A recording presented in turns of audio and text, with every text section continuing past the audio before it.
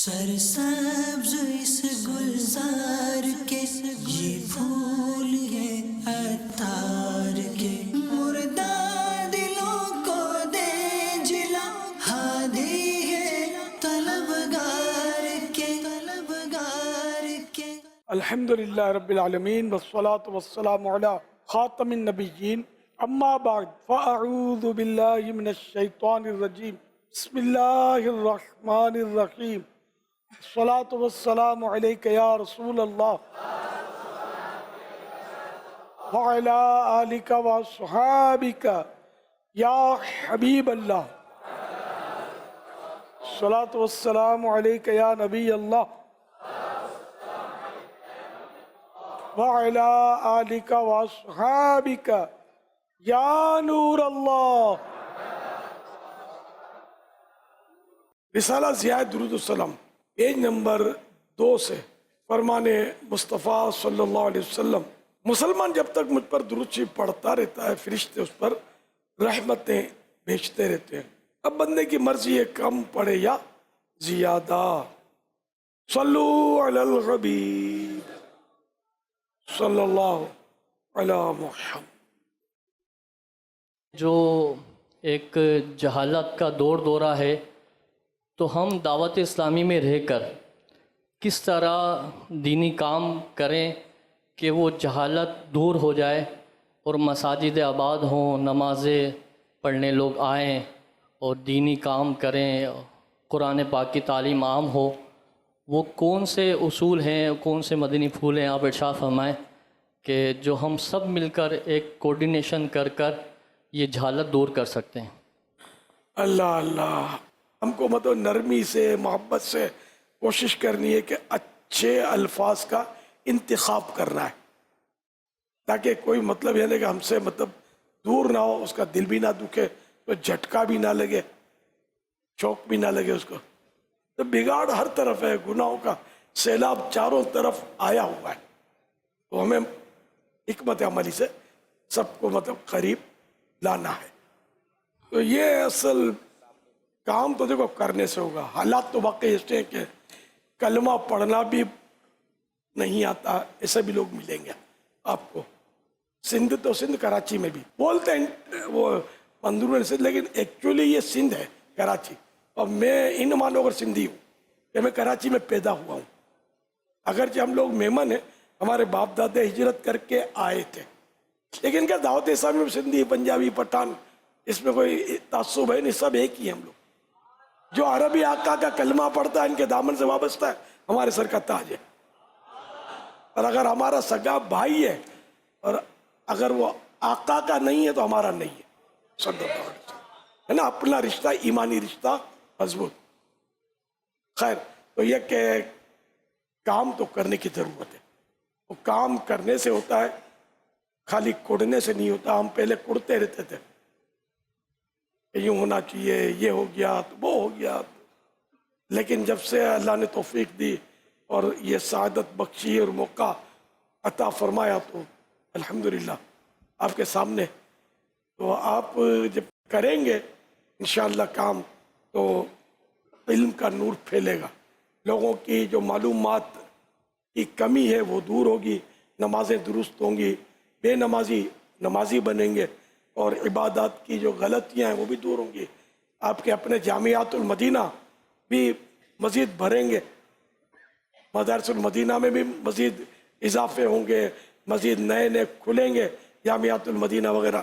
انشاءاللہ یہ کہ کام کرنے کی تو بہت ضرورت ہے، اور اس میں ثواب بھی بہت ہے۔ امر بالمعروف و نہی عن المنکر، یہ تو ہمارا منصب ہے، اللہ پاک نے ہم کو یہ منصب عطا فرمایا، یہ اس کا کرم ہے۔ اب کوئی نبی تو آئے گا نہیں، اب یہ امت ہی کام کرے گی۔ ہم سب کو مل جل کر خوب کام کرنا ہے، جو بیان کر سکتا ہے وہ بیان کرے، مگر وہی شریعت کے مطابق جو ایک طریقہ کار ہے کہ عالم جو ہے وہ بیان کرے، بھلے زبانی بھی اگر وہ کرتا ہے اور اس کو 100% یہ مطمئن ہے کہ غلطی نہیں کر رہا، ٹھیک ہے۔ باقی عام مبلغ کے لیے ہماری طرف سے یہی ہے کہ وہ دیکھ کر بیان کرے جو علماء نے لکھا، تاکہ وہ غلطیاں نہ کریں، ٹھیک ہے نا۔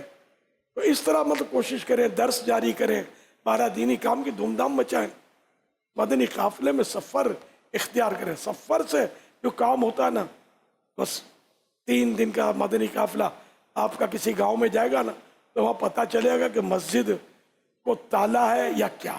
اگر تالا کھلا ہوا ہے، مسجد تالا نہیں ہے، تو پتہ چلے گا نمازی کتنے ہیں، پتہ چلے گا سب امام بھی نہیں ہے. یا تو یہ بھی ہوتا ہے، جالے لگے ہوئے ہیں، لوگ اس کو مطلب خالی آرام کرتے ہیں یا پانی سے اپنے ہاتھ منہ دھوتے ہیں.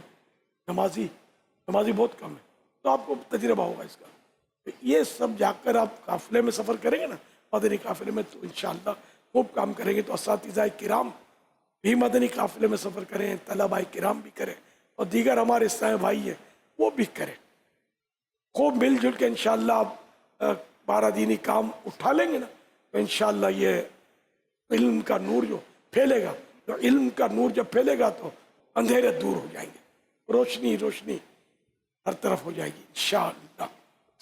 میرا آپ کی بارگاہ میں سوال یہ ہے کہ بعض اوقات لوگ قصے سنا رہے ہوتے ہیں کہ ہم نے جنات کو دیکھا ہے، اور ہم نے ایک عالم دین سے یہ بھی سنا تھا کہ جنات کے جو سب سے چھوٹے قد ہوتے ہیں وہ 60 فٹ کے ہوتے ہیں. 60 فٹ کے 60 فٹ کے ہوتے ہیں جنات کا سب سے چھوٹا قد. تو یہ کیا سنا ہے واقعی؟ آپ؟ جی، سنا یا پڑھا ہے؟ ایک عالم دین سے سنا تھا. عالم دین تھے وہ؟ جی، مسجد کے امام بھی ہیں. امام ہے یا عالم دین ہے؟ یا عالم وہ بھی ہیں. عملیات کرنے والے بابا جی؟ نہیں بابا نہیں ہے، عالم دین بھی ہیں اور مسجد میں امام بھی ہیں. تو وہ بیان کر رہے تھے، انہوں نے بیان کے اندر بیان کیا تھا کہ جنات کا جو سب سے چھوٹا قد ہے وہ 60 فٹ کا ہوتا ہے. تو بڑے سے بڑا، آسمان سے اوپر یہ تو سر ٹکرا جائے کیا ہو؟ پھر سوال یہ ہے کہ کیا واقعی ایسا ہے کہ جنات کے قد اتنے؟ اسی لیے پوچھ رہا تھا کہ کہنے والے کون؟ گوشت فروش پہ بیٹھا تو نہیں نا، ڈر جائے گا کہ گوشت فروش کے جو کپڑے ہوتے ہیں نا، یہ لٹکے اور جنات اس پہ لٹک جاتے ہیں. ابھی 60 فٹ کی تو چھت پھاڑ دے گا یار، کہاں نکل جائے گا.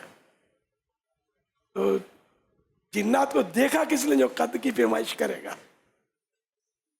آپ کو ہو سکتا ہے غلط فہمی ہوئی ہو، یہ بھی ہو سکتا ہے. خیر، اصل صورت میں جن کو کوئی نہیں دیکھ سکتا ہے نا. جن کا لفظی معنی ہے غیبی مخلوق، چھپی ہوئی مخلوق. یہ نظر نہیں آتے. قرآن کریم میں بھی ہے کہ شیاطین تمہیں وہاں سے دیکھتے ہیں کہ تم انہیں نہیں دیکھ سکتے. خیر، تو جنات کو اصلی روپ میں نہیں دیکھا جاتا، البتہ یہ کہ کبھی کبھی یہ نظر آتے ہیں، تو یہ ان کی اصلی صورت نہیں ہوتی. یہ مختلف صورتوں میں آئیں گے، کبھی سانپ صورت بن جائیں، کبھی کتے کی، کبھی چھپکلی کی صورت میں آئیں گے. اس طرح بھی ہوتا ہے. تو جہاں تک میری معلومات ہے، اصلی صورت جو بے آئینے ہی اس کی صورت ہے، وہ نہیں دیکھ سکتے. اللہ جس کو دکھائے، اپنے محبوب کو دکھائے کہ جن سورہ جن موجود ہے قرآن کریم میں، تو وہ مطلب کہیں میں نے پڑھا نہیں ہے 60 کا. البتہ یہ کہ گھر میں بھی آتے ہیں، لوگوں پر حاوی بھی ہو جاتے ہیں. 60 فٹ کا کسی پر حاوی ہوگا تو کچی عمر نکال دے گا اس کے. اللہ بہتر جانے. وہ بھی چھوٹا، بڑا تو خدا جانے کتنا ہو. پھر یہ الگ بات ہے کہ کوئی جن اپنے آپ کو بڑا کر کے دکھا دے. ایک اسلامی بھائی تھے مبلغ، وہ پہلے وہ گلی میں چھری لے کر کھڑا ہو جانا، لوٹ لینا، اس طرح کا کام کاج کرتے تھے وہ. تو ایک بار وہ مجھے بتا رہے تھے کہ ایک بار میں رات کو دیر سے اپنے آوارہ گردیاں کر کے گھر جا رہا تھا، تو کرتا تھا میں چوریاں. تو میں نے دیکھا ایک بکری کا بچہ کھڑا ہوا تھا. میں نے کہا یار یہ رات کے سناٹے بکری کا بچہ چھوٹ کے آ گیا ہے، چلو اٹھا لیتے ہیں. بولا میں اٹھا کے اس کو بغل میں داب کر پوری نیت سے کہ میں اس کو لے جاؤں گھر پہ. میں چلا، کچھ دیر چلنے کے بعد میں نے ویسے ہی مڑ کے پیچھے دیکھا. تو مڑ کے دیکھا نا، تو جہاں سے اس بچے کو اٹھایا تھا نا، وہاں اس کی ٹانگیں جو تھی نا، یہ میرے ساتھ ہو گئی تھی. اتنی لمبی ٹانگیں. میں تو گھبرا گیا، چھوڑا اس کو، رکھا اور بھاگ گیا. یہ اس نے اپنا قصہ سنایا تھا. تو یہ جن جو ہے طرح طرح کی صورتیں بعض اوقات بنا لیتے ہیں، لیکن ہو سکتا ہے کہ ہر جن ایسا نہ کر سکتا ہو. اس میں بھی کئی قسمیں جنات میں، اور انسانوں سے ان کی آبادی زیادہ ہے. ایک روایت کے مطابق 9 گنا زیادہ ہے. اگر آدمی ایک ہے، انسان ایک ہے، تو جن 9 ہیں دنیا میں.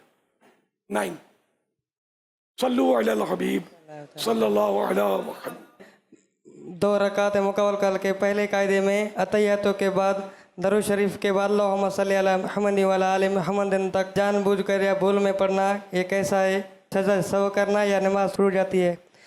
4 रकात ही फर्ज पढ़ रहे हैं या 4 रकात की सुन्नत मौक़दा जैसे पढ़ रहे हैं या वित्र पढ़ रहे हैं ना, जी। तो इसमें 2 रकात के बाद जो कायदा किया अत्तहियात को पढ़ने के बाद दुरूद शरीफ नहीं पढ़ सकेंगे।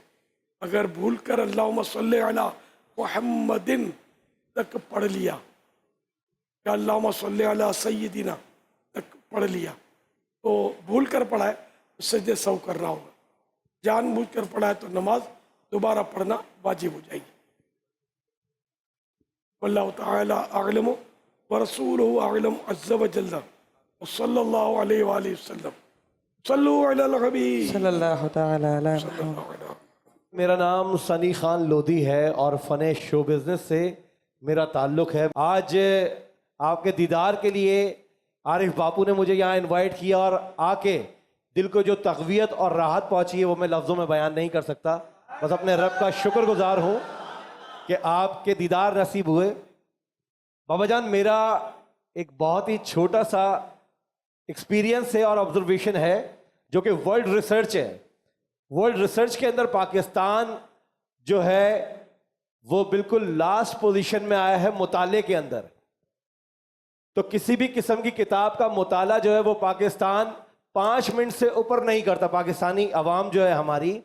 और इस अवाम को अगर हम गिफ्ट की सूरत में कोई भी किताब देते हैं तो ये लेके बढ़ने के लिए तो बहुत जल्दी पेश होते हैं, आगे बढ़ जाते हैं, किताब को एज पर गिफ्ट ले भी लेते हैं और घर ले जाकर के 2-4 पेज भी पढ़ लेते हैं। लेकिन मेरा कहना यह है कि हमारी ये कौम जो है ये मुताला क्यों नहीं करती? ये मेरा एक छोटा सा सवाल है। आप अंदर आओगे ना दाऊद साहब में तो आपको पता चलेगा कि कितना मुताला हो रहा है। बहुत शुक्रिया, जज़ाकल्लाह। हर हफ्ते एक रिसाला हमारी तरफ से ऐलान किया जाता है, हफ्तावार रिसाले का, और इसकी मेरा ख्याल है 250 से ऊपर किस्त ये रिसाले हो चुके हैं हर हफ्ते कर करके। तो इसकी कारकर्दगी जो है ना सुनने पढ़ने की, ये ऑल वर्ल्ड ये कभी 25 लाख, कभी 23 लाख, कभी 27 लाख इस तरह की आ रही है ये वीकली कारकर्दगी। अच्छा, कई ऐसे होंगे जो पढ़ सुन लेते होंगे लेकिन कारकर्दगी नहीं देते होंगे, जिम्मेदार इसके कारकर्दगी वसूल करते हैं। एक तो ये, फिर हमारा माहनामा ये भी भारी तादाद में शाया होता है और पढ़ने वालों की भी एक तादाद है। और मेरे ख्याल में जितने भी मजहबी माहनामे पाकिस्तान में निकलते होंगे, हो सकता है कि इसमें ये फाइक हो, सब पर हो सकता है फर्स्ट हो। ये माशाअल्लाह हमारे यहाँ मकबूल है ये माहनामा फिदान मदीना। फिर ये कि दीगर किताबें, यानी हमारे पास ऐसे तलवा किराम है 30-30 जिल्दों की फतवा रज़विया ये पूरी पढ़ लेते हैं। बाहर शरीयत की 20 हिस्से 20 पार्ट्स, ये इतनी ज़ख़ामत है इसकी, ये पूरी पढ़ लेते हैं। इसके अलावा दीगर आपको ऐसे मिलेंगे जो 100 किताबें पढ़ लेते हैं, जो पढ़ चुके हैं हम। यूँ अल्हम्दुलिल्लाह दावत इस्लामी में मुताले का रुझान है अल्लाह की रहमत से। तो ये क्या एक काम है, एक तंजीम है, इसमें शौक़ दिलाया जाता है, तो ये पढ़ते हैं। तो इंशाअल्लाह दावत इस्लामी का काम बढ़ता चला जाएगा। तो ये जो आपका वो पूरी दुनिया में आपने लास्ट हमको कर दिया है, लेकिन हम हार नहीं मानेंगे, ना आपकी इस तहकीक से इत्तेफाक करेंगे। नहीं, ऐसा नहीं है बाबा जान, ये पाकिस्तान जाहिलों का मजमुआ नहीं है। पाकिस्तान में पाक जगह, हजारों लाखों उलमा किराम पाकिस्तान में मौजूद हैं। दुनिया भर में पाकिस्तान उलमा भेजता है, अइम्मा किराम भेजता है। ये मुल्क जाहिलों का मुल्क नहीं हो सकता। तो जिसने 5 मिनट का वो सर्वे तैयार किया होगा, अपने को इत्तेफाक नहीं है उस पर, तो ईमान लाना कोई ज़रूरी थोड़ी है यार। नहीं, असली हम नहीं मानते भाई। अल्हम्दुलिल्लाह पाकिस्तान में मुताला हो रहा है, लाखों करोड़ों किताबें چھپ رہی ہیں، بک رہی ہیں، اور یہ بہت بڑا بزنس ہے. کسی کو اگر شک ہو تو اردو بازار کا چکر لگا لیں. یہ کتابوں کی منڈی، لاہور میں کتابوں کی مشہور مطلب ہے، اور پھر الگ الگ دکانیں. پھر تعلیمی ادارے کتنے ہمارے پاس، زبردست تعلیمی اداروں کا تو ڈھیر لگا ہوا ہے. تو اس لیے پاکستان ان پڑھوں کا ملک نہیں ہے، مایوس نہیں ہے انشاءاللہ. بابا جان میں آپ کے اس جواب سے بالکل متفق ہوں، اور دل کو بڑی تقویت پہنچی آپ کی یہ بات سن کے. اور میری بڑی چھوٹی سی آبزرویشن آج آپ کو دیکھنے کی سامنے ہوئی ہے. میں نے آپ کی بہت ساری ویڈیوز دیکھی اور اپنی آبزرویشن شیئر کرنا چاہوں گا آپ کے ساتھ بھی اور تمام بھائیوں کے ساتھ، کہ جس طرح ہولے سے اتر آتا ہے چاند دریا میں، جس طرح ہولے سے اتر آتا ہے چاند دریا میں، اس طرح دل میں اترنا کوئی بابا جان سے سیکھے. امیر اہل سنت سے میرا یہ سوال ہے کہ آپ نے 72 نیک اعمال کا رسالہ عطا کیا کہ باپا دیکھا یہ گیا کہ اکثر دن جائزے میں سستی ہو جاتی ہے. نیک اعمال کے رسالے سے کس طرح جائزے پر استقامت حاصل ہو سکتی ہے؟ کچھ مدنی پھول عطا فرما دیجئے. اور یہ رسالہ کتنا اہم ہے ہم سب کے لیے، اس حوالے سے بھی ہم سب کی رہنمائی فرما دیجئے. انسان بننا ہے نا تو نیک اعمال کا رسالہ پکڑ لیں، یعنی نیک انسان بننا ہے تو انشاءاللہ ایک نظر اس کو دیکھ لیں تو آپ کو پتا چلے گا کہ اچھا مسلمان بننے کے لیے اس میں کتنے پیارے پیارے نسخے فارمولے دیے ہوئے. یہ جائزہ جو ہے نا، یہ محاسبہ اپنے اعمال کا کہ آج تو نے کیا کیا کیا. حضرت امیر المومنین فاروق اعظم رضی اللہ عنہ اپنے مبارک پاؤں پر درہ یعنی ہنٹر مار کر فرماتے تھے کہ اے عمر آج تو نے کیا کیا کیا ہے. اور بھی بزرگوں کے اقوال ہیں کہ اس سے پہلے کہ قیامت کے دن تمہارا حساب لیا جائے ابھی سے اپنا حساب کر لو. یہ جائزہ اپنے اعمال کا حساب کرنا ہے، جائزہ لینا ہے کہ میں نے کیا کیا کیا، کتنی نیکیاں کی، کم کیوں ہیں، گناہ ہوا تو ہوا ہی کیوں، آئندہ نہ ہو اس کا خیال، نیکیاں بڑھانے کا. تو یہ جائزے کے بغیر آپ آگے بڑھنا مشکل ہے، اس لیے وہ جائزہ تو لینا ہوگا. نیک اعمال کا رسالہ عمل کرنے کی صورت میں آپ انشاءاللہ الکریم اچھے مسلمان بن جائیں گے انشاءاللہ. اس کو اپنا لیجیے. بعض لوگ نا امام صاحب سے پہلے ہی رکوع اور سجدے میں چل جاتے ہیں، تو ان کے بارے میں کیا ہے؟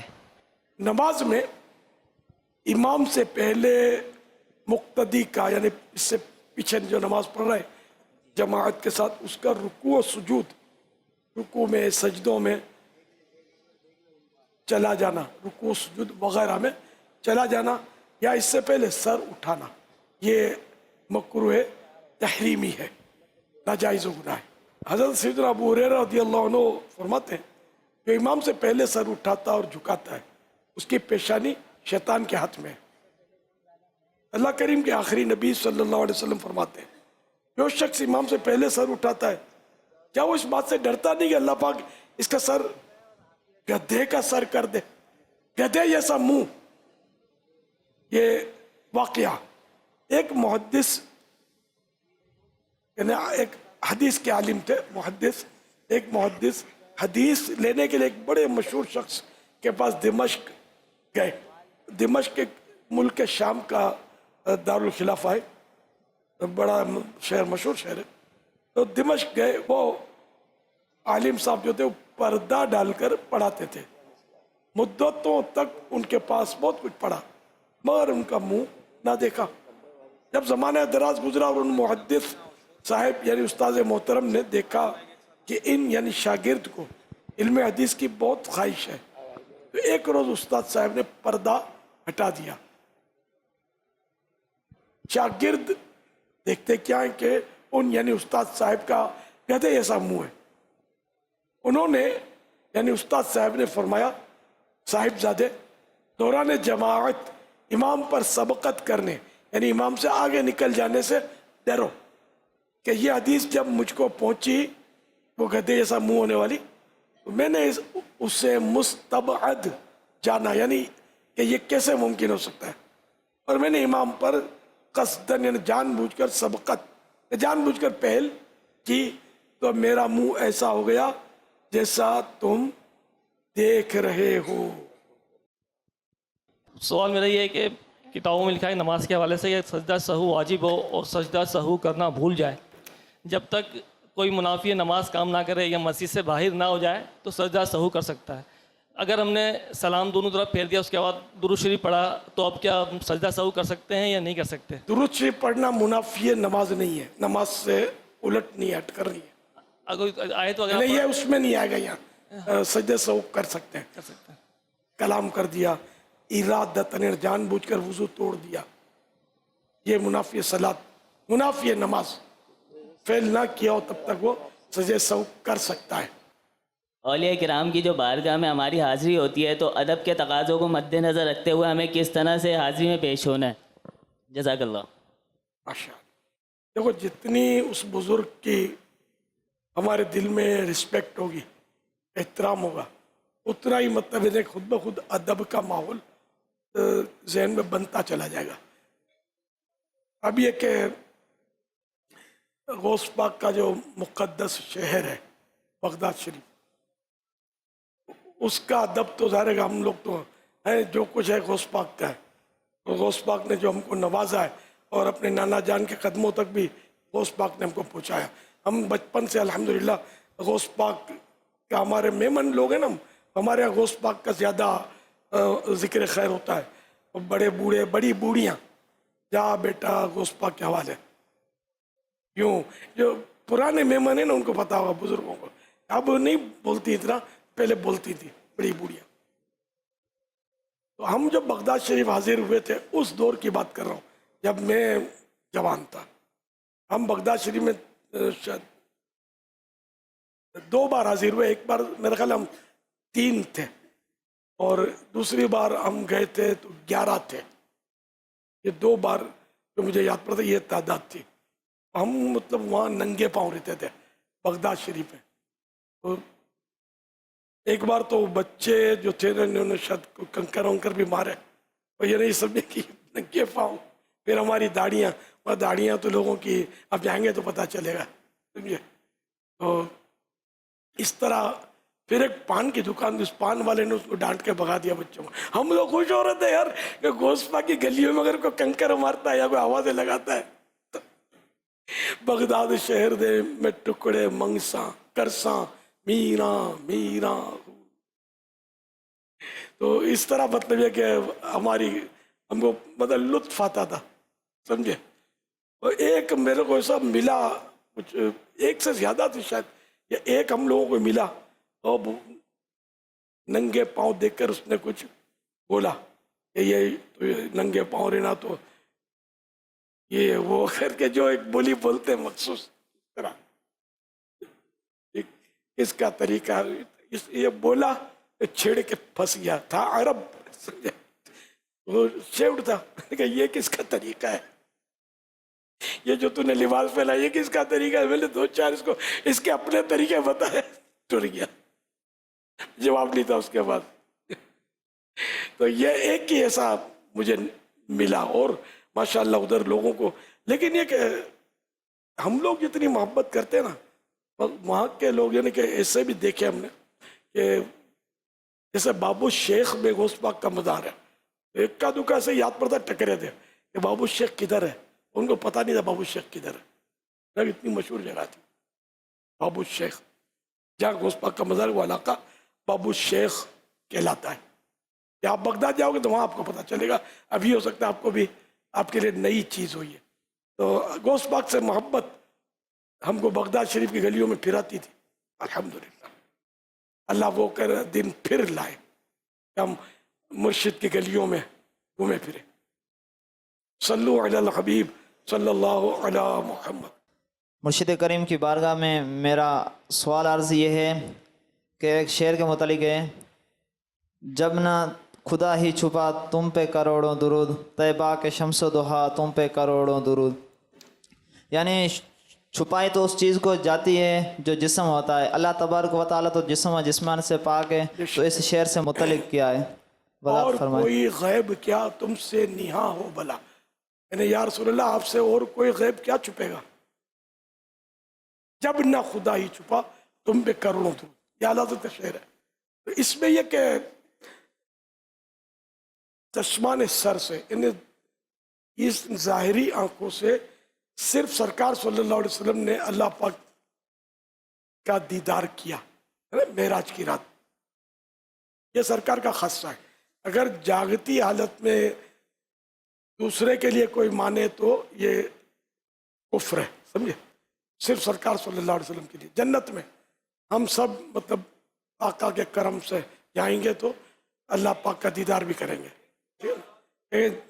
ظاہری زندگی میں خواب میں تو ہو سکتا ہے اللہ کا دیدار, لیکن جاگتے میں نہیں ہو سکتا سرکار صلی اللہ علیہ وسلم کے علاوہ. ٹھیک ہے نا. اب اس میں بہار شریعت میں بڑی پیاری بات لکھی ہے. اللہ پاک سمت سے پاک ہے, ڈائریکشن سے, اوپر نیچے دائیں بائیں اس کے لیے نہیں ہے. جسمانیت بھی نہیں ہے. تو یہ کیوں کر دیدار ہوگا, تو بہار شریعت میں صدر الشریعہ رحمۃ اللہ نے لکھا ہے کہ جب دیکھیں گے تب کہیں گے. تبھی ہم یعنی یہ بعض باتیں ایسی ہوتی ہیں کہ جس میں بحث نہیں کی جاتی. یہ سرکار نے دیدار کیا, یہ حق ہے اللہ پاک کا, اور ہم بھی کریں گے, یہ بھی حق ہے جنت میں انشاءاللہ. تو یہ کہ جب دیکھیں گے تب پتہ چلے گا کہ وہ کیا ترکیب ہوگی. બાબુ મારો સવાલ છે વઝુના હવાલાથી. હમણાં શરદી આવી ગઈ છે ને પાણીના આડું નલ ખોલે છે, ઠંડુ પાણી હોય છે, એટલે કે ગરમ પાણીની સવલત હોય છે. હવે પાણીને ઝાયા કરવું કે ભાઈ શરદી વધારે છે, ગરમ પાણીથી વઝુ કરી લઈએ, ઠંડુ પાણી ઝાયા કરે, તો એના બારામાં હુકમ છે. અહીં છે અજમાઈશ, મગર ઠંડા પાણીને આમ વેસ્ટ કરવાની ઇજાજત તો નથી, ઇસરાફ થશે. ઘરમાં એની તરકીબ એક પાઇપ મતલબ હાજી રઝાએ કોઈ તરકીબ બનાવી છે. તો એમ મતલબ એને કે અમે વાલ ખોલીએ ને તો પાણી જે જમીનમાં ટાંકો છે ને એમાં ઠંડુ પાણી ચાલ્યું જાય છે ને ગરમ પાણી આવી જાય છે.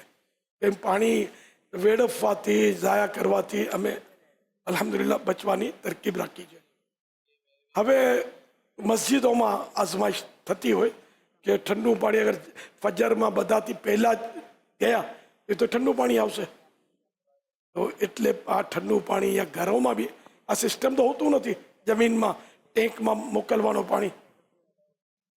તો કોઈ બાલ્ટી તપેલા રાખી લે માણસ, પહેલાં ઠંડુ પાણી નીકાળી લે તો ભાઈ ગરમ પાણી આવી જશે.